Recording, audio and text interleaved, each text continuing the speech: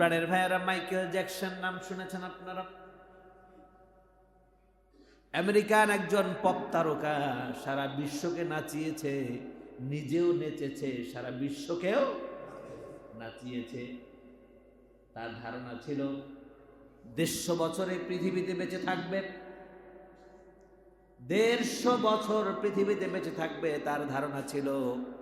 এর জন্য সে যদি কোথাও যেত, ওর সাথে সাথে ডাক্তার নিয়ে যেত, কারোর সাথে করমর্দন করতো না, হাত মিলাতো না। ওই ভাইরাস যদি তাকে পেয়ে যায় সে অসুস্থ হয়ে যাবে, এর জন্য হাত মিলাতো না। ঠিক কিনা বলেন? একটা খাবার খাওয়ার আগে 14 বার পরীক্ষা করে নিত খাবারটা স্বাস্থ্যসম্মত কিনা।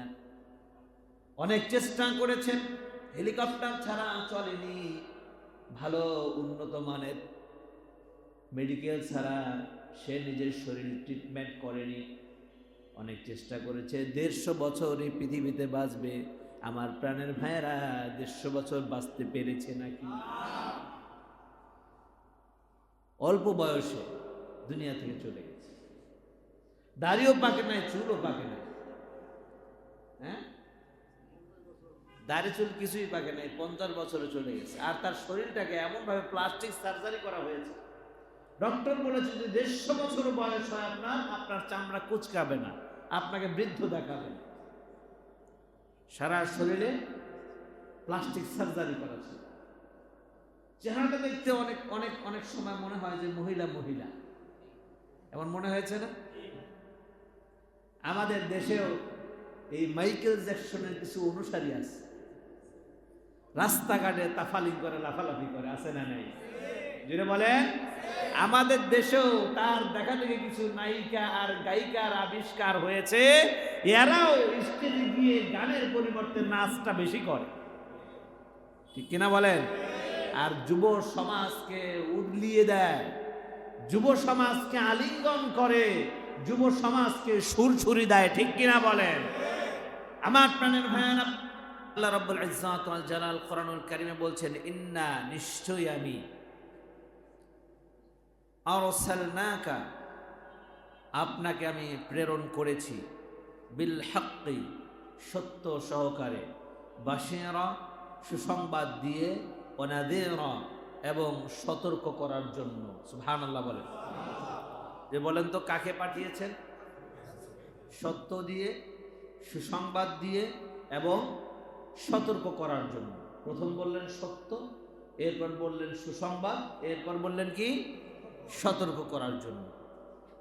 ওয়ালা তুসআলু আন আসহাবিল জাহিম, আর আপনার ব্যাপারে যদি কেউ আঙ্গুল তুলে, আপনার ব্যাপারে যদি কেউ প্রশ্ন তুলে, আসলেই কি রাসূল সত্য সহকারে এসেছে কিনা, আসলেই কি রাসূল সুসংবাদ নিয়ে এসেছে কিনা, আমাদের জন্য সতর্ককারী কিনা, যেই সমস্ত ব্যক্তিরা এই ব্যাপারে প্রশ্ন তুলবে, আপনার প্রতি ঈমান আনতে না পারবে, আন আসহাবিল জাহিম, আমি আল্লাহ বলে দিলাম এরা হচ্ছে জাহান্নামের অধিবাসী। এরা কারা? জুড়ে বলেন, এরা কারা? এরা জাহান্নামের অধিবাসী। আল্লাহ রাব্বুল ইজ্জাত ওয়াল জালাল নবী করিম সাল্লাল্লাহু আলাইহি ওয়াসাল্লামকে সত্য সহকারে দুনিয়াতে প্রেরণ করেছেন। যেই সত্য দিয়ে প্রেরণ করেছেন, এই সত্য অবিস্মরণীয় সত্য, এই সত্যের কখনো ক্ষয় নাই। আল্লাহর নবী বললেন, হে মানুষেরা শোনো, এই দুনিয়া যে তোমাদেরকে জীবন আল্লাহ দান করেছেন, এই দুনিয়ার জীবন হলো ক্ষণস্থায়ী জীবন। এই দুনিয়াতে চিরকাল তোমরা থাকবে না। এই কথাটা সত্য না মিথ্যা? কেউ কি চিরকাল বেঁচে আছে? আমার প্রাণের ভাইয়েরা, মাইকেল জ্যাকসন নাম শুনেছেন আপনারা? আমেরিকান একজন পপ তারকা, সারা বিশ্বকে নাচিয়েছে, নিজেও নেচেছে, সারা বিশ্বকেও নাচিয়েছে। তার ধারণা ছিল 150 বছরে পৃথিবীতে বেঁচে থাকবে। 150 বছর পৃথিবীতে বেঁচে থাকবে তার ধারণা ছিল। এর জন্য সে যদি কোথাও যেত, ওর সাথে সাথে ডাক্তার নিয়ে যেত, কারোর সাথে করমর্দন করতো না, হাত মিলাতো না। ওই ভাইরাস যদি তাকে পেয়ে যায় সে অসুস্থ হয়ে যাবে, এর জন্য হাত মিলাতো না। ঠিক কিনা বলেন? একটা খাবার খাওয়ার আগে 14 বার পরীক্ষা করে নিত খাবারটা স্বাস্থ্যসম্মত কিনা। অনেক চেষ্টা করেছেন, হেলিকপ্টার ছাড়া চলেনি, ভালো উন্নত মানের মেডিকেল ছাড়া সে নিজের শরীর ট্রিটমেন্ট করেনি। অনেক চেষ্টা করেছে, 150 বছর এই পৃথিবীতে বাঁচবে। আমার প্রাণের ভাইয়েরা 150 বছর বাঁচতে পেরেছে নাকি? অল্প বয়সে দুনিয়া থেকে চলে গেছে। দাড়িও পাকে নাই, চুলও পাকে নাই। হ্যাঁ, দাড়ি চুল কিছুই পাকে নাই, 50 বছরে চলে গেছে। আর তার শরীরটাকে এমন ভাবে প্লাস্টিক সার্জারি করা হয়েছে, ডক্টর বলেছে যে 150 বছর বয়স হয় আপনার চামড়া কুচকাবে না, আপনাকে বৃদ্ধ দেখাবে না। সারা শরীরে প্লাস্টিক সার্জারি করা ছিল। চেহারাটা দেখতে অনেক অনেক অনেক সময় মনে হয় যে মহিলা মহিলা, এমন মনে হয়েছে না? আমাদের দেশেও এই মাইকেল জ্যাকসনের কিছু অনুসারী আছে, রাস্তাঘাটে তাফালিং করে, লাফালাফি করে, আছে না নাই? যেটা বলেন, আমাদের দেশেও তার দেখা থেকে কিছু নায়িকা আর গায়িকার আবিষ্কার হয়েছে। এরাও স্টেজে গিয়ে গানের পরিবর্তে নাচটা বেশি করে। ঠিক কিনা বলেন? আর যুব সমাজকে উড়লিয়ে দেয়, যুব সমাজকে আলিঙ্গন করে, যুব সমাজকে সুরসুরি দেয়। ঠিক কিনা বলেন? আমার প্রাণের ভাইয়েরা, মাইকেল জ্যাকসন যত চেষ্টা করেছে 50-এর বেশি বাঁচতে পারেনি, তাকে দুনিয়া থেকে চলে যেতে হয়েছে। দুনিয়া থেকে চলে যেতে হয়েছে। ডাক্তার একটু পর পর তার ট্রিটমেন্ট করে, ঠিক আছে কিনা, কোনো সমস্যা হলো কিনা। আমার প্রাণের ভাইয়েরা, আল্লাহ যদি কাউকে নিয়ে যায়, পৃথিবীর কোনো ডাক্তার কি সেটা বাধা দিয়ে রাখতে পারে? সুতরাং আল্লাহর নবী মুহাম্মদুর রাসূলুল্লাহ সাল্লাল্লাহু আলাইহি ওয়াসাল্লাম বললেন, এই পৃথিবীটা হলো ক্ষণস্থায়ী জীবন, এখানে কেউ থাকবে না। আল্লাহ আমাকে সত্য সহকারে প্রেরণ করেছে, সত্যকে মেনে নাও, সত্য অবলম্বন করে জীবন যাপন করো। তোমার জীবন আল্লাহ রব্বুল আলামিন তোমার জীবনটাকে পরিপূর্ণ সফলতায় পরিপূর্ণ করে দিবে। একজন মুমিনের সফলতা কোথায়? ভালো খেলাম, ভালো চললাম, ভালো একটা বাড়ি করলাম, এটাই কি সফলতা নাকি? আমাদের সমাজের মুরব্বীরা বলে, নিজের পায়ে দাঁড়া। বলে কি বলে না? বিয়ে করবি, কিসের বিয়ে করবি? নিজের পায়ে দাঁড়াইতে পারছ না, কিসের বিয়ে করবি তুই? এই জন্য দেখা যায় এই মুরব্বীদের বাধা, সামাজিক বাধা, এই ছেলেটাকে 40-45 বছর পর্যন্ত বিয়ে ছাড়া তাকে আটকায়া রাখে। আছে না নাই? আমার দেখা মতে কয়েকটা বংশ আমি দেখেছি, ওই বংশে 40 বছর আগে ছেলেকে বিয়ে করায় না। এই অঞ্চলে আছে এরকম? আছে নাকি? 40 বছরের আগে ছেলেকে বিয়ে করায় না। তাদের ধারণা হচ্ছে যে 40 বছরের আগে সে নাকি পরিপক্ক হয় না। আমার নবী মুহাম্মদুর রাসূলুল্লাহ সাল্লাল্লাহু আলাইহি ওয়াসাল্লাম পৃথিবীতে নজির রেখে গেছেন, 25 বছর হয়েছে, তুমি তাগড়া জওয়ান হয়েছো, 25 বছর হয়েছে, আর দেরি করো না, তাড়াতাড়ি বিয়ে করে ফেলো। রাসূলের মতো কি ঈমান আমাদের হবে? সুতরাং রাসূল সাল্লাল্লাহু আলাইহি ওয়াসাল্লাম 25 বছর বয়সে বিয়ের তাগিদ করেছেন, আমাদের হিসেবে আরো আগে করা দরকার। ঠিক কিনা বলেন? ওই মুরব্বীরা বলে, বাবা বলে, মা বলে, সমাজ বলে যে নিজের পায়ে দাঁড়া, তারপর বিয়ে করিস। ওই নিজের পায়ে দাঁড়াতে দাঁড়াতে সব শেষ, পরে আর কিছুই দাঁড়াবে না।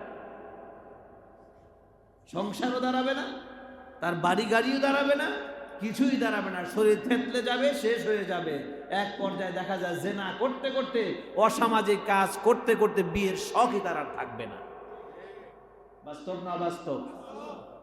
সুতরাং আল্লাহর নবী মুহাম্মদুর রাসূলুল্লাহ সাল্লাল্লাহু আলাইহি ওয়াসাল্লাম বলেছেন, যখন ছেলে উপযুক্ত হয়, ছেলে যখন যৌবনা বয়সে পদার্পণ করে, মেয়ে যখন যৌবনা বয়সে পদার্পণ করে প্রত্যেক পিতা মাতার উচিত তাড়াতাড়ি করে তাদের বিয়ের ব্যবস্থা করা। যদি যৌবনের উন্মাদনায় ওই ছেলে অথবা ওই মেয়ে কোনো গুনাহ করে ফেলে, ছেলে কোনো গুনাহ করে ফেললো, জিনার সাথে জড়িয়ে গেল, মেয়ে গুনাহ করে ফেললো, জিনার সাথে জড়িয়ে গেল, আমার রাসূল বলেন ওই জিনার গুনাহ আল্লাহ রাব্বুল আলামিন পিতা মাতার আমলনামায় লিখে দিবে। ওই জিনার গুনাহ পিতা মাতার আমলনামায় লিখে দিবে। যে বাবা নিজের পায়ে দাঁড়াই কর, নিজের পায়ে দাঁড়াতে দাঁড়াতে ওর বয়স শেষ, ও সব শেষ, পরে আর বিয়ে করার টেন্ডেন্সি থাকে না। যে অবস্থা আছেন, সংকীর্ণতার মধ্যে রয়েছেন, অভাবের মধ্যে রয়েছেন, কষ্ট ক্লেশের মধ্যে রয়েছেন, যে অবস্থায় আছেন, বিয়ের বয়স হয়েছে, বিয়ে করায় দেন আপনার সন্তানকে। বরকত দেওয়ার মালিককে, রিজিক দেওয়ার মালিককে। আমি যখন বিয়ে করি গত 15 সালে, তখন আমি এক মসজিদে ইমাম ও খতিব, আমি বেতন পাই মাত্র 9,000। আল্লাহ রাসূলের হাদিসে আমল করতে গিয়ে দেখলাম না, গুনাহের সাথে জড়িত হয়ে যেতে পারি।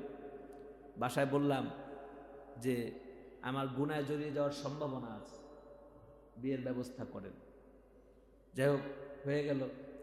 বাসা ভাড়া দিই 8,000 টাকা, বেতন পাই 9,000 টাকা। খাবো কি? মোটরসাইকেল খরচ মাসে 5,000 টাকা।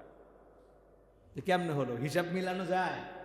যেটা বলেন, এই হিসাব মিলিয়ে কেউ কিছু কোনো কাজ করতে পারবে না যুবকেরা।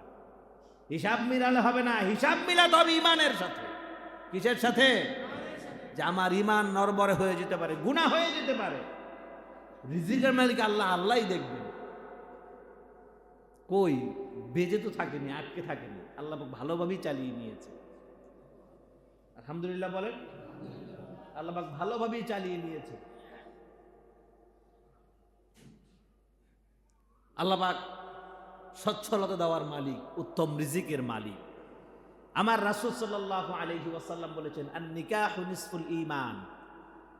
আন-নিকাহু নিসফুল ঈমান।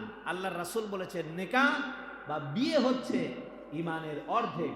যে ব্যক্তি বিয়ে করলো না, সে পূর্ণাঙ্গ ঈমানদার হতে পারলো না, অর্ধেক ঈমানদার। সুতরাং অর্ধেক ঈমানদার দিয়ে কি দেশ কায়েম করা সম্ভব? ইসলাম কায়েম করা সম্ভব? পূর্ণাঙ্গ ঈমানদার হতে হবে আগে। আমার যুবক বন্ধুরা, আমার যুবক ভাইয়েরা, সময় হয়েছে কণ্টকাকীর্ণ, অভাব অনটন কি আছে না আছে এত কিছু দেখার সময় নেই। বিয়ে করো, আল্লাহ পাক রিজিক বাড়ায় দিবে। বলেছেন মুহাম্মদুর রাসূলুল্লাহ সাল্লাল্লাহু আলাইহি ওয়াসাল্লাম। ইসলাম মানুষকে বিয়ের দিকে অনুপ্রাণিত করেছে, আর বর্তমান সমাজ যুবক যুবতীদেরকে জিনার দিকে অনুপ্রাণিত করে। ঠিক কিনা বলেন? আজকের সমাজে একজন একটা বিয়ে করলে ওই দেখ খাইতে পারে না, হইতে পারে, আবার বিয়ে করতেছে। ঠিক কিনা বলেন? অথচ এই ছেলেটা যখন বিভিন্ন জায়গায় জিনার জন্য যায়, বেপরোয়া নারীদেরকে নিয়ে চলাফেরা করে, সমাজ তাকে আটকায় না, সমাজ তাকে বাধা দেয় না, সমাজ তাকে হিট করে না। কথা বলেন ঠিক কিনা? সেখানে হিট করার দরকার ছিল।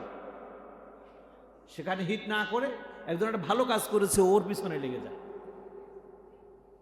একজনের শক্তি আছে, সামর্থ্য আছে, শারীরিক উত্তেজনা বেশি, সে চিন্তা করলো বিয়ে আমার আরেকটা করা দরকার, নচেত ঈমান ঠিক রাখা যাবে না। ঈমান ঠিক রাখার জন্য বিয়ে করলো আরেকটা। কিন্তু সমাজ তাকে কি বলে? দুশ্চরিত্রা। সমাজ কি বলে? এটা আওয়াজ দেন না। সেকেন্ড বিবাহ যে করেছে সেই নাকি খারাপ। আমাদের সমাজটা এতভাবে উল্টে গেছে। কোরআনে কারিমে আয়াত তো তারা অনুসরণ করে না, কোরআনে কারিমে আয়াত তো মানে না। তারা আল্লাহ পাক বলেছেন মাসনা মানে 2, ও সুলাসা মানে 3, ও রুবাআ মানে 4, ইল্লাল ওয়াহিদ। যদি না পারো তাহলে একটা কর। First option 2, first option, second option, third option, আর ফোর্থ অপশন একটা। আল্লাহ পাক বলেছেন, অমুসলিম যুবকেরা তোমরা বিবাহ করো 2, মাসনা ওয়াসুলাসা তোমরা বিয়ে করো 3 অরুবা তোমরা বিয়ে করো 4 আয়াতের শেষে বললেন ইল্লাল ওয়াহিদ, যদি 2টা করে সমতা বিধান না করতে পারো, তোমার যদি শক্তি সামর্থ্য না থাকে, অর্থনৈতিক অবস্থা যদি ভালো না থাকে, শারীরিক শক্তি যদি ভালো না থাকে, ও যুবক, তাহলে তুমি একটা করে সন্তুষ্ট থাকো, তাহলে একটা করে সন্তুষ্ট থাকো। কিন্তু এটা 4র্থ অপশন। আমাদের সমাজটা এমন হয়ে গেছে, যদি কোনো লোক 2য় বিয়ে করে ওর অবস্থা খারাপ, সমাজে চলতেই পারে না, কয় বেটার চরিত্র খারাপ। বিশেষ করে মহিলারা বেশি কয় এটা, ঠিক কিনা বলেন? আমার মা বোনেরা সাবধান, এ কথা বলা মানে কোরআনের বিরোধিতা করা, আল্লাহর আয়াতের বিরোধিতা করা। আমি বাস্তব একটা এক্সাম্পল দিই। গত 1 বছর আগে গণশুমারি হলো না? জনশুমারি। গত বছরের জনশুমারি অনুপাতে আমার বাংলাদেশে ছেলেদের তুলনায়, পুরুষের তুলনায় নারীর সংখ্যা প্রায় দ্বিগুণ। নারীর সংখ্যা প্রায় দ্বিগুণ, 1.8%। পুরুষ যদি হয় 1%, নারী হলো 1.8%, মানে প্রায় 2 গুণ। এখন যদি সমাজের অবস্থা এমন হয়, প্রত্যেক যুবক একটা করে বিয়ে করবে, বেশি করা যাবে না, বেশি করলেই সে চরিত্রহীন, বেশি করলেই সে খারাপ, তাহলে আপনারা আমার কাছে জবাব দেন। আমি আমাদের কথা বলছি না, কে করেছে না করেছে সেটা বলছি না, আমি আল্লাহর বিধানের কথা বলছি। আল্লাহ কেন এই বিধান রাখেন? যদি একজনে একটা করে সন্তুষ্ট থাকে, বাকি যে 1 গুণ মেয়ে আছে, ধরেন 1 কোটি ছেলে আর 1,80,00,000 মেয়ে, তাহলে 1 কোটি ছেলে 1 কোটি মেয়েকে বিয়ে করলো, বাকি 80,00,000 মেয়েরা কোথায় যাবে? বলেন কোথায় যাবে? যাওয়ার রাস্তা আছে? হয় পতিতালয়ে যাবে, না রাস্তাঘাটে উল্টাপাল্টা কাজ করে বেড়াবে, না হয় অসামাজিক যত কার্যকলাপ আছে এগুলো করে বেড়াবে। কথা বলেন ঠিক কিনা? আমার রাসূল বলেছেন, প্রত্যেক যুবকের দায়িত্ব নারীদের নিরাপত্তা দেওয়া। বিগত সমাজ ব্যবস্থায় নারীদের নিরাপত্তা ছিল না, নারীরা ছিল ভোগ্য সামগ্রীর মতো, তাদেরকে ইউজ করে ফেলে দেওয়া হতো। আমার রাসূল এসে এই নারীকে স্ত্রীর মর্যাদা দিয়েছেন। আমার রাসূল বলেছেন, যদি কোনো পুরুষ কোনো নারীর নিরাপত্তার ব্যবস্থা করো, নিরাপদ আবাসনের ব্যবস্থা করো, আমি রাসূল আর ওই যুবক একসাথে জান্নাতে থাকবো। আপনার যদি সামর্থ্য থাকে, আপনার উচিত আর একটা নারীর নিরাপদ আবাসনের ব্যবস্থা করা। আমার কথা রাগ হচ্ছেন? আমার মনে হয় রাগ হচ্ছেন। আর আজকের ওয়াজ শুনে তো মহিলারা অবস্থা খারাপ বানায় ফেলবে। বাসায় যাইয়া নেন, বাসায় গেলেই ধরবে, হ্যাঁ হুজুর আজকে কি ওয়াজ করছে, তুমি এগুলো শুনছো নাকি? ধরবে আজকে, খবর আছে, খাওয়া বন্ধ হয়ে যাবে না? আমার মায়েরা, আমার বোনেরা, ভুল বুঝবেন না। আমার রাসূল কেন এতগুলো বিয়ে করলেন? একসাথে আল্লাহ রাসূলের 11টা স্ত্রী ছিল। সুবহানাল্লাহ বলেন। কই ঝগড়া মারামারি তো হয় না। আর আমাদের দেশে যদি কোনো পুরুষ কোনো ক্রমে 2টা বিয়ে করতে পারে, এর মাথার চুল থাকে না, ঠিক কিনা গণ? তাদের ভিতরে ছিল দিনদারিত্ব, তাদের ভিতরে ছিল কোরআনের জ্ঞান, ইসলামিক জ্ঞান। এর জন্য স্বামীকে ভাগ করে দিয়েছে। আর আমাদের বাংলাদেশের সনাতন ধর্মাবলম্বীদের একটা কথা, সব কিছুর ভাগ দেওয়া যায়, স্বামীর ভাগ দেওয়া যায় না, ঠিক কিনা বলেন?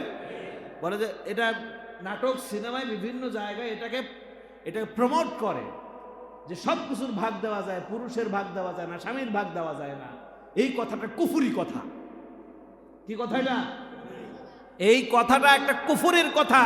তোমাকে কে বলছে একাই দখল করার জন্য? ইসলাম বলছে যেখানে, আল্লাহ নিজে বলছে যেখানে একজন পুরুষের কাছে 4টা নারীর হক আছে, তুমি সেখানে একা দখল করতে চাও, এটা তুমি ইসলামের বিরুদ্ধে চলে যাচ্ছ, আল্লাহর বিরুদ্ধে চলে যাচ্ছ, রাসূলের বিরুদ্ধে তুমি অবস্থান করছো।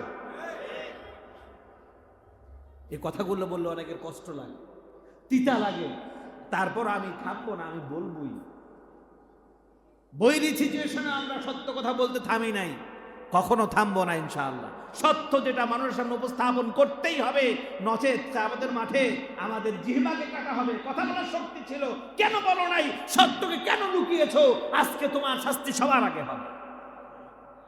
ঠিক কিনা বলেন? সুতরাং আমার প্রাণের ভাইয়েরা, আমার প্রাণের বন্ধুগণ, আল্লাহর নবী মুহাম্মদুর রাসূলুল্লাহ সাল্লাল্লাহু আলাইহি ওয়াসাল্লাম যত বিধান নিয়ে এসেছেন, সব বিধানগুলো হলো সত্য সহকারে বিধান। সব বিধানগুলো সত্য সহকারে বিধান। সমাজে বাস্তবতা উপলব্ধি করা যায় এই বিধানের মাধ্যমে।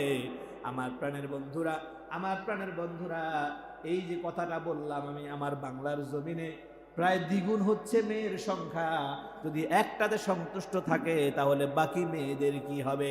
আমার রাসূল বলেছেন, শেষ জামানায় দুনিয়া যত সামনে এগিয়ে যাবে, কিয়ামত যত সন্নিকটে চলে আসবে, আমার রাসূল বলেছেন ধীরে ধীরে মেয়েদের সংখ্যা বাড়তে থাকবে। এক পর্যায়ে সর্বশেষ গিয়ে মেয়েদের সংখ্যা পুরুষের তুলনায় 4 গুণ বেশি হবে। মাত্র তো দ্বিগুণে আসছে, শেষ জামানে গিয়ে জুড়ে বলেন কয় গুণ? 4 গুণে আসবে। একটা মেয়ে, 4টা মেয়ে একটা পুরুষকে নিয়ে কানাকারি করে। আল্লাহ পাক দেখেন কত বড় হিকমতওয়ালা, আগে থেকেই বিধান দিয়ে দিয়েছেন। আজ থেকে 1400 বছর পূর্বে, সুবহানাল্লাহ বলেন, আগে থেকে বিধান দিয়েছেন একজন পুরুষের কাছে 4টা নারীর হক আছে, 4টা বিয়ে করতে পারবে। সমাধান ইসলাম আগে থেকেই দিয়ে দিয়েছে, কিন্তু আমাদের রাষ্ট্র, আমাদের সমাজ এর সমাধান বের করে না। এরা শুধু নোংরামি কিভাবে হবে, নষ্টামি কিভাবে হবে, পতিতা কিভাবে বাড়বে, সেই আইন তারা প্রণয়ন করে আমাদের উপর চাপায় দিতে চায়। কথা বলেন ঠিক কিনা?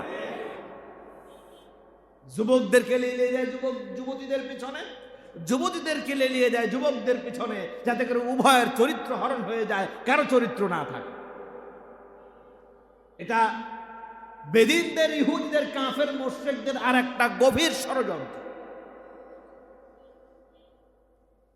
যখন মুসলিম এই পৃথিবীর জমিনে শাসন কায়েম করেছে, আমার রাসূল মুহাম্মদুর রাসূলুল্লাহ সাল্লাল্লাহু আলাইহি ওয়াসাল্লাম যখন মদিনা নামক ইসলামিক শিশু রাষ্ট্র কায়েম করলো, কাফেররা বিভিন্ন সাহাবাদেরকে বিভিন্নভাবে প্রলোভন দেখালো। অর্থের প্রলোভন দেখালো, নারীর প্রলোভন দেখালো, মদের প্রলোভন দেখালো। এই 3টা জিনিস, মদ, নারী আর অর্থ, এই 3টা জিনিস যদি কাউকে দেওয়া হয় অতি সহজেই তাকে কুপকাত করা যায়। কথা বলেন ঠিক কিনা? আমার রাসূল দেখলেন সমাজের অবস্থা খারাপ। আল্লাহ রাব্বুল আলামিন তখন রাসূলের কাছে আয়াতে কারিমা দিয়ে আল্লাহ পাক পাঠায়া দিলেন, হে রাসূল, আপনার উম্মতদেরকে বলুন তারা যেন 2টা বিয়ে করে, তারা যেন 3টা বিয়ে করে, তারা যেন 4টা বিয়ে করে। যদি তার সামর্থ্য না থাকে 2টা করার, যদি তার 3টা করার সামর্থ্য না থাকে, তাহলে যেন সে 1টা করে। আর নিকাহু নিসফুল ঈমান, 1টা করলেও সে পরিপূর্ণ ঈমানদার হতে পারবে। যদি তার প্রয়োজন হয় সে বাড়াতে পারবে। আলহামদুলিল্লাহ বলেন। আর বাংলাদেশের যে আইন করা হয়েছে সম্পূর্ণ এই কোরআনের আয়াতের বিরোধী, সম্পূর্ণ বিরোধী। যদি কোনো পুরুষ 2nd বিবাহ করলো, আইন আছে তাকে হাজত খাটতে হবে। কেন সে অনুমতি নিল না? কেন সে 2য় বিয়ে করলো? ঠিক কিনা বলেন? ঠিক কিনা বলেন? ইসলাম সৌন্দর্য ধর্ম। ইসলাম বলেছে অনুমতি নাও, যদি অনুমতি না নাও, তোমার যদি প্রয়োজন হয় তুমি করে ফেলো। আমার প্রাণের ভাইয়ারা, আল্লাহর নবী মুহাম্মদুর রাসূলুল্লাহ সাল্লাল্লাহু আলাইহি ওয়াসাল্লামের জামানায় কাফেররা, মুশরিকেরা তারা চিন্তা করলো মুসলমানরা যেই যুদ্ধে যায় ওই যুদ্ধেই মুসলমানরা বিজয়ী হয়ে ফিরে আসে। মূল কারণটা কি? মূল কারণ হলো তাদের ঈমান দীপ্ত, শক্ত ঈমান। মূল কারণ হচ্ছে শক্ত ঈমান, মজবুত ঈমান। কাফের ঈমানকে নষ্ট করার জন্য নারী দিয়ে প্রলোভন দেখালো, অর্থ দিয়ে প্রলোভন দেখালো এবং নেশা দিয়ে প্রলোভন দেখালো। অনেকে সেদিকে যাবে ভাব। আমার রাসূল ইতিমধ্যে ঘোষণা করে দিল, ও আমার সাহাবারা শোনো, আল্লাহ আয়াতে কারিমা নাযিল করেছে, তোমাদের যদি কারো প্রয়োজন হয় তোমরা একাধিক বিয়ে করো, এটা তোমাদের জন্য আল্লাহ জায়েজ করে দিয়েছে। অধিকাংশ সাহাবা আয়াতে কারিমা নাযিলের পরে সাথে সাথে আয়াতের উপর আমল করেছে। যার একটা স্ত্রী ছিল সাথে সাথে আরেকটা বিয়ে করেছে, যার দুটো ছিল সে তিনটে করেছে। এইভাবে যখন সাথে সাথে আয়াতের উপর আমল করে ফেললো, আল্লাহ রাব্বুল আলামিন তাদের ভিতরে ঈমানি শক্তি আরো বাড়ায় দিল। কাফেররা যতই চেষ্টা করলো নারী দিয়ে, সুন্দরী নারী দিয়ে প্রলোভন দেখিয়ে ঈমান নষ্ট করা যায় কিনা, আমার আল্লাহ রাব্বুল আলামিন বিধান দেওয়ার কারণে তাদের অন্তরকে আল্লাহ পাক শীতল করে দিয়েছে। আর বর্তমান জামানায় যদি কোনো অসুখী ব্যক্তি কাউকে দেখতে চান, অসুখী ব্যক্তি যদি কাউকে দেখতে চান, যার দুইটা বউ আছে সেই সবচেয়ে বড় অসুখী, ঠিক কিনা কন? জাহান্নামী যদি দুনিয়াতে কাউকে দেখতে চান, যার দুইটা বিয়ে আছে, ওই ব্যক্তি সবচেয়ে বড় জাহান্নামী দুনিয়াতে। এই ব্যক্তি চাকরি করে শান্তি পায় না, কাজ করে শান্তি পায় না, কোথাও গিয়া শান্তি পায় না। এদিক দিয়ে ফোন দেয় একবার, ওদিক দিয়ে ফোন দেয় একবার, ওখানে গেছো কা, এখানে আসো, ঠিক কিনা কন? আর রাসূলের যুগে, সুবহানাল্লাহ, রাসূলের যুগে আম্মাজান আয়েশা রাদিয়াল্লাহু তাআলা আনহা, হাফসা রাদিয়াল্লাহু তাআলা আনহা, তারা রাসূলকে সাজিয়ে গুজিয়ে আরেক স্ত্রীর ঘরে পাঠাতেন। ইয়া রাসূলুল্লাহ, আমাদের হক আদায় হয়েছে, আজকে আপনি অমুকের ঘরে যান। সুবহানাল্লাহ বলেন। এটা হচ্ছে ইসলামের মহানুভবতা, ত্যাগ, এর নাম কোরবান। কিন্তু বাঙালি মেয়েরা এটা কখনো সহ্য করবে না। মূল কারণ হলো এটা যে বাঙালিয়ানার নামে যে চেতনা আমরা ধারণ করি, এটা মুসলিম চেতনা নয়, এটা হচ্ছে হিন্দুয়ানা চেতনা, ঠিক কিনা বলেন? এটা কি চেতনা? এই হিন্দু ধর্মেই তো একজন, তার স্বামী মারা গেছে, ওই মহিলার পৃথিবীতে বেঁচে থাকারই অধিকার ছিল না, স্বামীর সাথে পুড়িয়ে তাকে মেরে ফেলা হতো জ্যান্ত মানুষটাকে। রাজা রামমোহন রায় তার শাসনামলে এটাকে সে উচ্ছেদ করলেন, সতীদাহ প্রথা উচ্ছেদ করলেন, না, জ্যান্ত মানুষকে পুড়িয়ে মারা যাবে। এরপরে এই নারীদের কি হবে? সমাজে বিশৃঙ্খলা বেড়াচ্ছে, যেই বিধবা নারী যেখানে আছে ওইটা হয়ে গেছে জনগণের পাত্র, যুবক ছেলেপেলেদের লাইন ওখানে। ঈশ্বরচন্দ্র বিদ্যাসাগরের শাসনামলে তিনি চিন্তা করলেন যে এইটা কিভাবে রোধ করা যায়। একজন হিন্দু হয়েও তাদের মাথায় ভালো চিন্তা এসেছে, ঠিক কিনা বলেন? তিনি চিন্তা করলেন যে না, এদের একটা বিবাহ ব্যবস্থা করতে হবে। কেননা তারা জ্ঞানী মানুষ, তারা দেখেছে রাসূল করিম সাল্লাল্লাহু আলাইহি ওয়াসাল্লাম জীবনে যে প্রথম বিয়েটা করেছে সেইটাই তিনি বিধবা বিয়ে করেছেন, কিনা বলেন? বিধবা বিয়ে করেছেন। আমার রাসূল সাল্লাল্লাহু আলাইহি ওয়াসাল্লাম বলেছেন, যদি কোনো তোমরা বিধবা নারীর ব্যবস্থা করতে পারো, নিরাপদ আবাসনের ব্যবস্থা করতে পারো, নিরাপত্তা দান করতে পারো, আল্লাহ অবশ্যই তোমাদেরকে নিরাপত্তা দান করবেন। সেখান থেকে অনুপ্রাণিত হয়ে, হয়তো ঈমান আনেনি, কিন্তু অনুপ্রাণিত হয়ে তিনি বললেন না, বিধবা আইন পাশ করতে হবে। 16 সালে বিধবা আইন পাশ হলো, 1916 সালে। এরপর থেকে মুসলমানরাও বিধবা বিয়ে করে, হিন্দুরাও বিধবা বিয়ে করছে। ইতিপূর্বে বিধবা বিয়ের কোনো প্রচলন ছিল না। আর তাদের সনাতন ধর্মাবলম্বীদের, তাদের এখনো চেতনা দ্বিতীয় বিবাহ মানি সেটা নাকি খারাপ। এটা কি আমাদের জন্য? যদি বলেন, আজকে আমাদের খারাপ লাগার অন্যতম কারণ হচ্ছে ওই হিন্দুয়ানা চেতনা আমাদের ভিতরে বসবাস করছে, এই কারণে আমাদের খারাপ লাগে। কোরআনের বিধান আমাদের কাছে ভালো লাগে না। এই সমাজকে পাল্টাতে হবে, কোরআনের আইন দিয়ে সমাজকে সাজাতে হবে। যদি আমরা সমাজের প্রত্যেকটা স্তরে কোরআনের আইন দিয়ে সাজাতে পারি, মানুষের দুঃখ দুর্দশা থাকবে না। কথা বলেন ঠিক কিনা?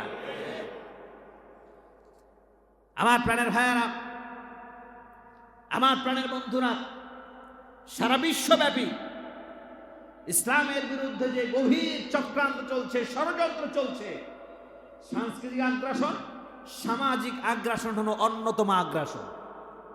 সামাজিকভাবে মুসলমানদের ঐতিহ্য, মুসলমানদের আইন সমাজে বাস্তবায়ন হতে এরা দেয় না। সাংস্কৃতিকভাবে ইসলামিক সংস্কৃতি তারা বাস্তবায়ন হতে দিতে চায় না, কেননা তারা জানে যদি ইসলামিক সংস্কৃতি বাস্তবায়ন হয় তাদের সংস্কৃতি ধূলিসাৎ হয়ে যাবে। ঠিক কিনা বলেন? ইসলাম শুধুমাত্র গাম্ভীর্যতার ধর্ম নয়, গাম্ভীর্যতার দিন প্রচার নয়।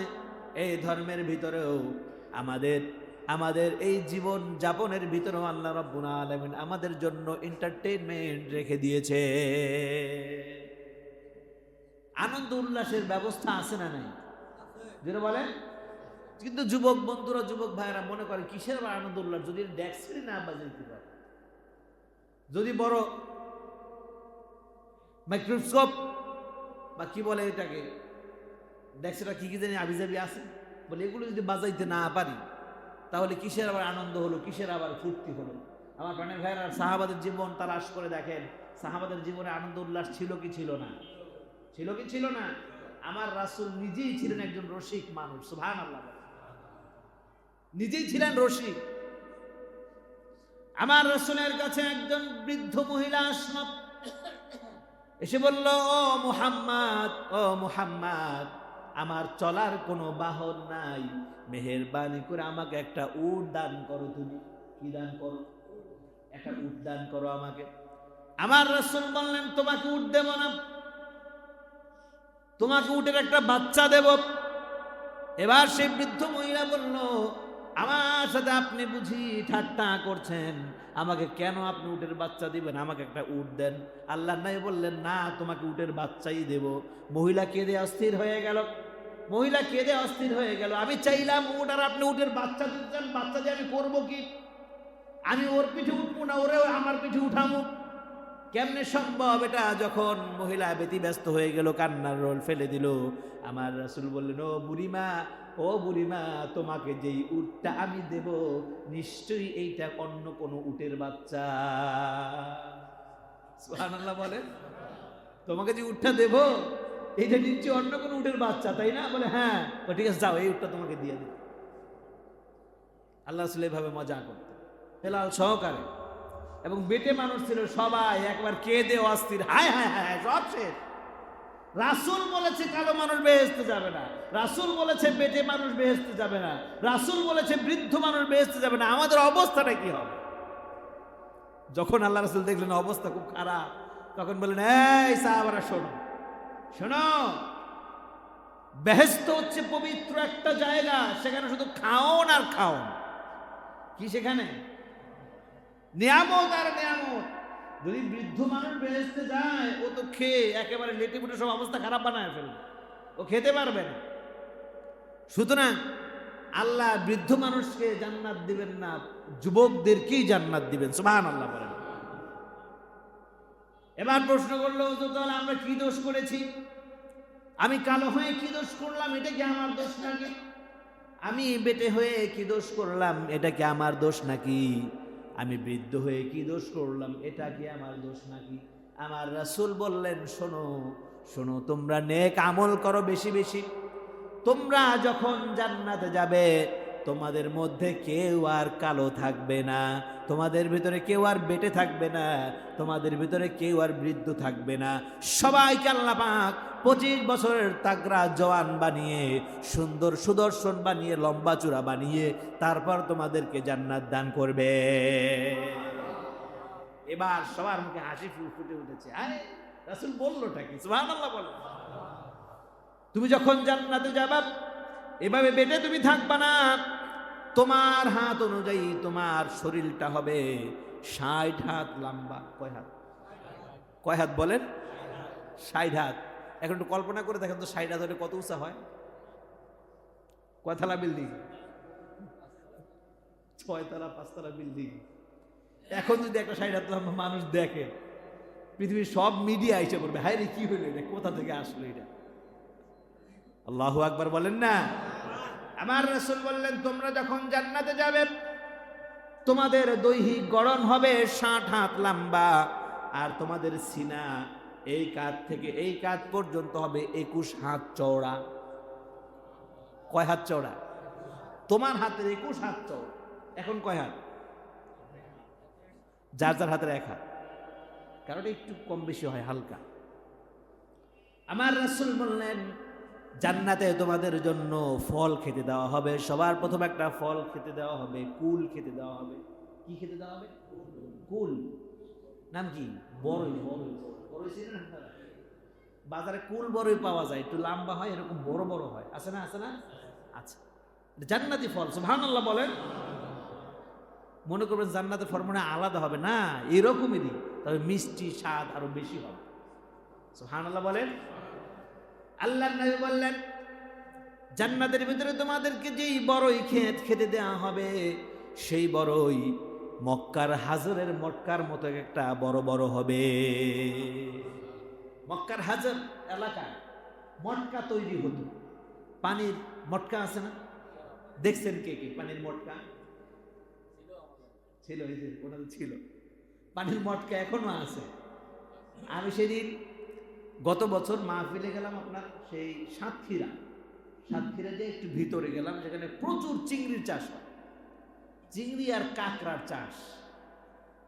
তো সেখানে পানি সব নোনা পানি সব নোনা পানি। আমি পানি খেয়ে আর শান্তি পাই না, বলে হুজুর ব্যবস্থা করতেছি রাখে। তারা ইটের গুঁড়া, বালু, আবিজাবি দিয়ে তারা পানিটাকে শোধন করে তারা পানিটা লবণাক্ত ছাড়ায়। প্রত্যেক বাড়িতে একটা করে শোধনাগার আছে, তা পানিকে শোধন করে এরপর তারা খায়। এবং সে অঞ্চলে দেখলাম যে এই পানি শোধন করে মাটির নিচে মাটি খুঁড়ে মটকা রাখে, মটকার উপর দিয়ে ভালো করে ঢাকনা দিয়ে দেয়, ওখান থেকে পানি উঠিয়ে তারপর তারা খায়। পানিটা ঠান্ডা থাকে, ভালো থাকে, মাটির গুণ আছে না। আল্লাহ রাসূল সাল্লাল্লাহু আলাইহি ওয়াসাল্লাম বললেন, হাজর অঞ্চলে যে বড় বড় মটকা তৈরি হয়, এক একটা মানুষের 2 হাতের বেড়ের চেয়ে আরো বড়, এরকম বড় বড় মটকা তৈরি হবে। সেই মটকার মতো বড় বড় এক একটা বড়ই হবে। সাহাবারা বলল, ইয়া রাসূলুল্লাহ, এটা কি বললেন? এত বড় বড়ই আমরা খাবো কিভাবে?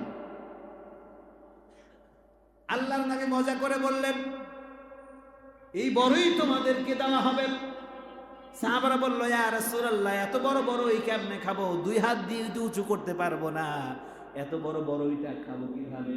আমার রাসূল বললেন, ও বন্ধু, তোমার শরীরটা যখন 60 হাত লম্বা হবে, তোমার বডিটা যখন 21 হাত চওড়া হবে, তোমার মুখের এই গালি থেকে এই গালি জায়গা যদি তোমার হাতের 5 হাত পরিমাণ জায়গা প্রশস্ত হয়, তাহলে তুমি খেতে পারবা কিনা?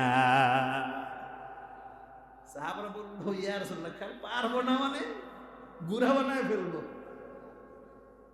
সুবহানাল্লাহ বিহামদিহি, সুবহানাল্লাহ বিহামদিহি। ওয়া কাওয়াইবা আতরাবা। আল্লাহ পাক বললেন, আমি জান্নাতকে যুবক যুবতী দিয়ে ভরপুর করে ফেলব। কোন বৃদ্ধ মানুষ, কালো মানুষ, বেটে মানুষ জান্নাতে যাবে না, চিকনা মানুষ জান্নাতে যাবে না, অতিরিক্ত মোটা ফ্যাট এগুলো জান্নাতে যাবে না। যারা জান্নাতে যাবে সবার শরীরে সুন্দর গঠন থাকবে, সবার শরীরটা সুঠাম দেহের অধিকারী থাকবে। সুতরাং যেই সত্য সহকারে রাসূল দুনিয়াতে এসেছে, প্রত্যেকটা সত্য বিধানকে মেনে নাও, প্রত্যেকটা বিধান মেনে তোমাদের জীবনে তোমরা বাস্তবায়ন করো। বাশীরা, আর তিনি হলেন গিয়ে তোমাদের সুসংবাদ দানকারী। তিনি যে সুসংবাদ দান করেছেন, জান্নাতের সুসংবাদ দিয়েছেন, সেই জান্নাতের সুসংবাদ তোমরা প্রাপ্ত হয়েছো, তোমরা সবাই জান্নাতি হবে। আমার রাসূল বলেছেন, যদি কিয়ামতের পূর্বে একজন ব্যক্তির বিন্দু পরিমাণে ঈমান থাকে আল্লাহর উপরে, ওই ব্যক্তিকেও আল্লাহ রাব্বুল আলামিন সাজা ভোগ করিয়ে এরপর তাকে জান্নাত দান করবে। বিন্দু পরিমাণ ঈমান রাখা কষ্ট হয়ে যায়। আপনারা দেখেছেন বিগত সালগুলিতে স্বৈরাচার সরকার এমন একটা পরিস্থিতি তৈরি করেছিল, আমাদের ঈমান হাতে রাখা বড় কষ্টকর ছিল। কথা বলেন ঠিক কিনা? দাড়ি রাখতে পারি নাই। আমি বাস্তবে এমন একটা সিচুয়েশনে পড়েছি, দেখি যে আর্মি ধরতেছে, পুলিশ ধরতেছে, দাড়ি দেখলেই ধরে ধরে গাড়িতে উঠাচ্ছে আর নিয়ে যাচ্ছে। আমি বিপদে পড়ে গেলাম। হ্যাঁ কি করবো এখন? টুপি আছে, দাড়িও আছে, আমি কি করবো এখন? পরে কি করব আমি খুঁজে পাচ্ছি না। যার দাড়ি দেখতেছে আর টুপি দেখতেছে ধরে ধরে গাড়িতে উঠাচ্ছে। আমি দাঁড়িয়ে আছি, দেখি পরিস্থিতি কি হয়। পরে চিন্তা ভাবনা করলাম, সাথে মাস্ক ছিল, মাস্ক লাগাই, মাস্ক লাগাইলে তার দাড়ি দেখা যায় না। পরে মাস্ক লাগাইলাম আমি। মাস্ক লাগানোর পরে ওখানে চুপচাপ দাঁড়িয়ে আছে। কতক্ষণ পরে পুলিশের ভ্যান চলে গেল, এরপর আমি ওই জায়গা থেকে হেঁটে বাসায় হেঁটেছি। চিন্তা করে দেখেন কত একটা ভীতিকর অবস্থার সৃষ্টি করেছিল। আমাদের দাড়ি রাখতে দেওয়া হয় না, টুপি রাখতে দেওয়া হয় না। আল্লাহ তাআলা এই স্বৈরাচার থেকে আমাদেরকে মুক্ত করেছেন। এই বাংলাদেশ যেন চিরকাল স্বৈরাচার মুক্ত থাকে, আমরা চাই কি চাই না? আল্লাহ যেন আমাদের কবুল করেন, জোরে বলেন আমিন। সুতরাং আমার প্রাণের বন্ধুগণ, সুতরাং আমার প্রাণের ভাইয়েরা, আল্লাহর রাসূলকে আল্লাহ পাক বাশীর, অর্থাৎ আল্লাহর রাসূলকে আল্লাহ পাক সুসংবাদ দানকারী হিসেবে পাঠিয়েছেন। যত বিধান তার মাধ্যমে আনিত হয়েছে, সব বিধানের উপর যে ব্যক্তি আমল করবে সেই ব্যক্তি সমস্ত সুসংবাদ প্রাপ্ত হয়ে যাবে। সুবহানাল্লাহ বলেন। মা আতাকুমুর রাসূলু ফাখুযুহু ওয়া মা নাহাকুম আনহু ফান্তাহু। আল্লাহ তাআলা বলেছেন, আমার রাসূলের মাধ্যমে যত বিধান আমি তোমাদেরকে দান করেছি শোনো। আল্লাহর রাসূলের মাধ্যমে আমি আল্লাহ তাআলা যত বিধান তোমাদেরকে আমি নাজিল করেছি, যত বিধান আমি তোমাদেরকে দিয়েছি, শোনো শোনো, তোমরা সেই বিধানগুলো একে একে সবাই তোমাদের জীবনে বাস্তবায়ন করো। তাহলে দুনিয়াতেও তোমরা সুখী সমৃদ্ধ থাকবা, আর আখিরাতের জমিনেও তোমরা লাঞ্ছিত হবা না, অপমানিত হবা না, সেখানেও তোমরা জান্নাত প্রাপ্ত হয়ে যাবা। আমরা চাই কি চাই না? জোরে বলেন, চাই কি চাই না? ওয়া নাযীরা, এবং রাসূল হলেন সতর্ককারী। তিনি আমাদেরকে সতর্ক করেছেন। কি কি সতর্ক করেছেন? সাবধান সাবধান, ঘুষ খেও না, সুদ খেও না, অবিচার করো না, জুলুম করো না, নির্যাতন করো না, মানুষকে কষ্ট দিও না।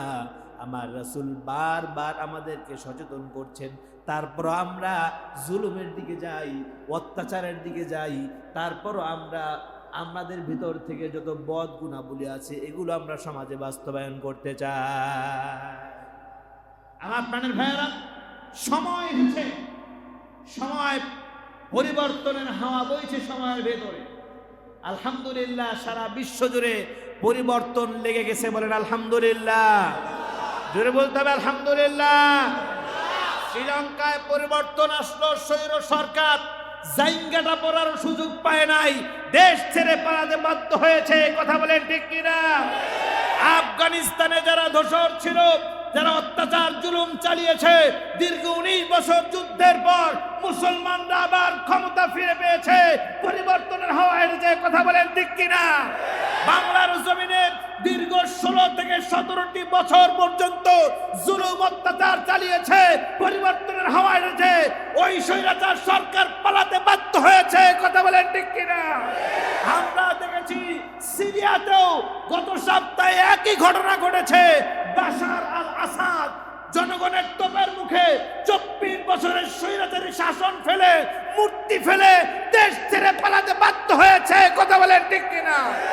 আমরা বিশ্ববাসীকে সচেতন করে দিতে চাই, এই বিশ্ব মুসলমানদের বিশ্ব হবে, এই বিশ্ব হবে কোরআনের বিশ্ব, এই বিশ্ব হবে ইসলামের বিশ্ব। কেউ যদি জুলুম নির্যাতন চালাতে চাও, অত্যাচার চালাতে চাও, স্বৈরাচারী করতেই থাকো, মনে রেখো তোমাদের স্বৈরাচারী বেশি ইস্তেকামত করতে পারবে না। মুসলমানরা একদিন তোমাদেরকে হটিয়ে ইসলামের সমাজে কায়েম করবেই করবে ইনশাআল্লাহ। বলে সবাই আমরা রাজি আছি না নাই?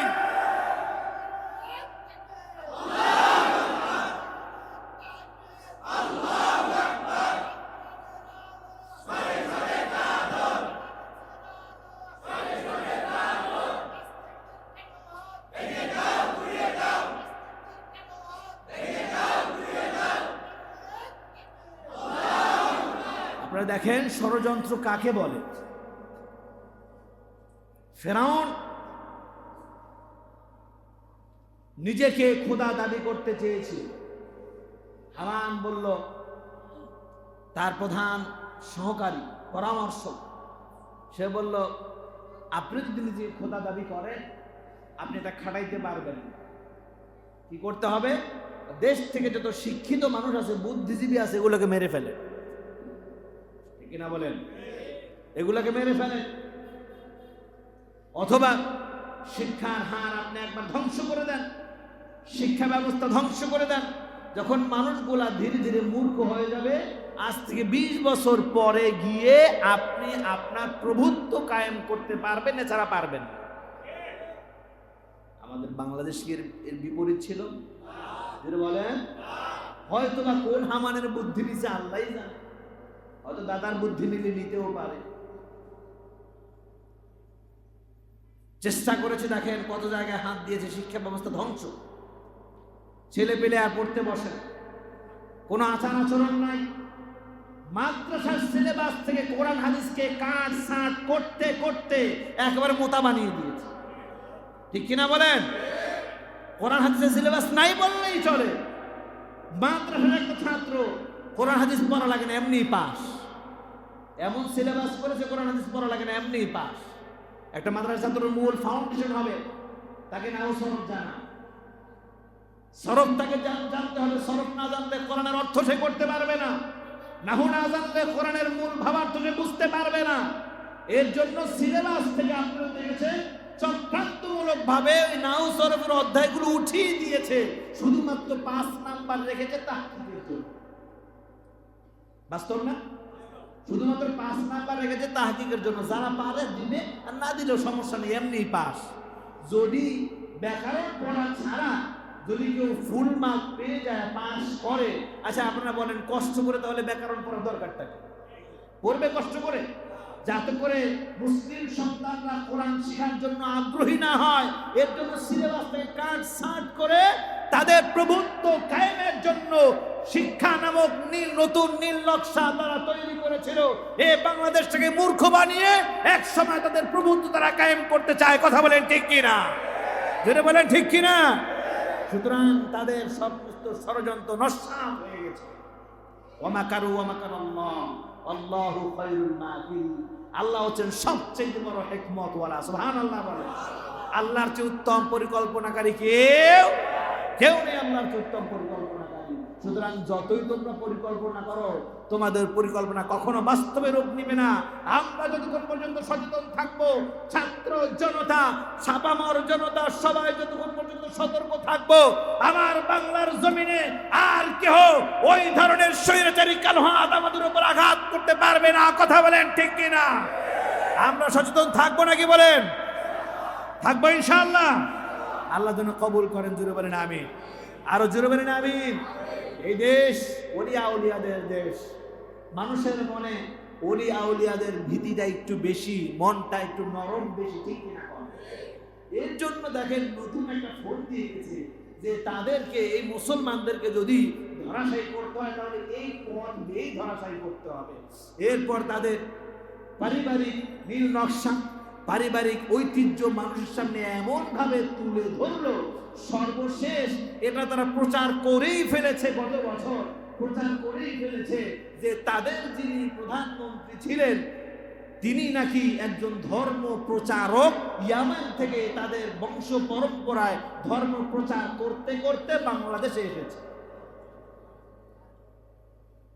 নাউজুবিল্লাহ বলেন। আর এর পরিপূর্ণ রূপ দেখা যায় যখন নির্বাচন আসে, তখন পুরা রাবেয়া বসরি হয়ে যায়, ঠিক কিনা? নির্বাচন আসলে রাবেয়া বসরি, আর নির্বাচন গেলেই কি হয়ে যায়? তসলিমা নাসরিন, ঠিক কিনা? আল্লাহ এদের থেকে আমাদেরকে হেফাজত করেন। আমার প্রাণের ভাইয়েরা, আমরা অনেক আওয়ামী লীগ করি কিন্তু বুঝি নাই। আমাদের উপর একটা কালো ছায়া ছিল যে ধর্ম নিরপেক্ষ মতবাদ কায়েম করতে হবে। সরকার বলেছে, আর কথায় কথায় আপনিও নেচেছেন, আপনিও বলেছেন হ্যাঁ ধর্ম নিরপেক্ষ মতবাদই থাকতে হবে। এই দেশে বিভিন্ন ধর্মের লোক আছে, কেন এই দেশে শুধু ইসলামের সমর্থন থাকবে? কেন এই দেশে ইসলামের প্রাধান্য থাকবে? এই কথা আপনিও বলেছেন, ঠিক কিনা বলেন? তাদেরকে আমি সচেতন করার জন্য বলতে চাই, বন্ধু আপনি ভুল করে বলেছেন ধর্ম নিরপেক্ষ মতবাদ কায়েম হোক। একবার কি নিজের জ্ঞান খাটিয়ে চিন্তা করেছেন? কোন রাসূল কি চিন্তা করেছেন ধর্ম নিরপেক্ষ মতবাদের? কোন সাহাবা কি ধর্ম নিরপেক্ষ মতবাদের চিন্তা করেছেন? কোন আলেম কি ধর্ম নিরপেক্ষ মতবাদের চিন্তা করেছেন? ধর্ম নিরপেক্ষ মানে কি? কোনো ধর্মের প্রাধান্য নাই। তো যার কাছে কোনো ধর্ম নাই ও একটা আস্ত ইবলিশ ছাড়া কিছুই না, ঠিক কিনা বলেন? যার কাছে ধর্ম নাই তার কাছে দিন নাই, যার কাছে ধর্ম নাই তার কাছে আদর্শ নাই, যার কাছে ধর্ম নাই তার কাছে মানবতা নাই, সে হয়ে যায় হিংস্র, সে হয়ে যায় জানোয়ার, সে হয়ে যায় স্বৈরাচার। কথা বলেন ঠিক কিনা? যার পূর্ণ রূপ আমরা বিগত সালে দেখতে পেয়েছি।